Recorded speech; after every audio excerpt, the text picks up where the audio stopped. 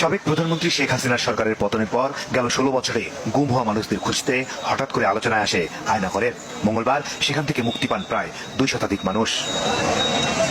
বুধবার রাজধানীর বিভিন্ন জায়গা থেকে গুমের শিকার পরিবারের সদস্যরা হাজির হতে থাকেন কচুক্ষেত এলাকায়। সকালেই খবর মেলে ইউপিডিএফ এর নিখোঁজ নেতা মাইকেল চাকমাকে আয়নাঘর থেকে মুক্ত করে পরিবারের কাছে ফিরিয়ে দেওয়া হয়েছে।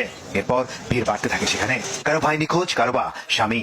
আমার হাজবেন্ডে মানে 2012 সেপ্টেম্বরের 30 তারিখে সন্ধ্যাবেলা মানে বিকালবেলা 5টার দিকে ফোন দিয়ে আনছে স্যাম্পল থেকে আইবো কইয়া অস্ত্র টস্ত্র বাসায় সবার ঠেকাইয়া তারা আইনের লোক বলছে যে আইনের লোক তারা আইনের লোকই ছিল, কাটো দিছে বলছে আমরা আগে থেকে আসছি। বাবাকে ফোন দিয়ে বাসা থেকে বের করে তারপরে সাদা কাপড়ে গাড়িতে উঠায় নিয়ে তারপরে আর এখন কোনো খোঁজ খবর পাইনি। দিনভর অপেক্ষা থাকা পরিবারের এসব সদস্যরা অনেকে জানেও না যাদের খোঁজে তারা এসেছেন তারা বেঁচে আছে কিনা। রামপুরা থানার সভাপতি ছিল, সে আইন শৃঙ্খলা রক্ষা বাহিনীর পরিচয় দিয়ে তুলে নিয়েছে, অনেক সম্মান করে তাকে নিয়ে গেছে। একটা সাদা গাড়ি এসে নিয়ে যায় ৫-৬ জন ধরে। এখন থেকে আমরা ডিবিতে গেছি, থানায় অভিযোগ করছি, মোহাম্মদপুর কোনো আমরা খোঁজই পাইনি। নিখোঁজ হওয়ার পরে আমরা অনেক চেষ্টা করছি, সাংবাদিকের মাধ্যমে জিডি করছি, থানায় গিয়ে, কিন্তু আমরা তার আজ পর্যন্ত কোনো সন্ধান পাই নাই। তবে এখান থেকে কাউকে সরাসরি হাতে তুলে দেওয়া হয়নি।